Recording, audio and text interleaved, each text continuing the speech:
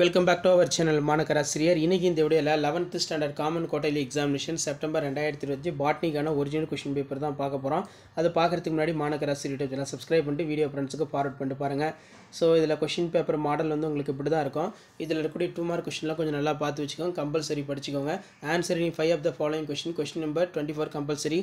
Draw the diagram, label the parts of mitochondria, define binomial nomenclature, define flow code with an example, write any two primary function of root, write the economic importance of bryophyte, what is capnophilic bacteria with an example, what is stigma, why bryophyte is called vascular non-vascular cryptogams, difference between sem and tem. அடுத்து பார்த்தீங்கன்னா answer any 6 of the following question number 33 compulsory. Write any 3 economic importance of family Euphorbiaceae, difference between nucleoside and nucleotide ரொம்ப முக்கியம்.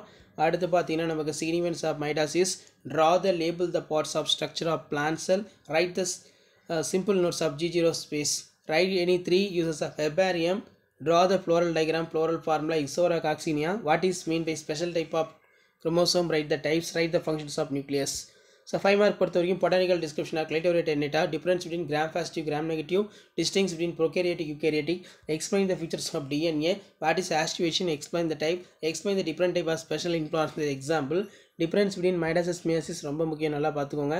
Give an account of economic importance of gymnosperm, explain the internal structure of Cycas rachis, write the economic importance பார்த்துக்கோங்க. செல்வாலோட function ரொம்ப ரொம்ப முக்கியம். So கண்டிப்பாக நீங்கள் எந்த டிஸ்ட்ரிக்டாக இருந்தாலும் சரி இந்த கொஷின் பேப்பரோட கொஷின் நல்லா ரிவைஸ் பண்ணிக்கோங்க.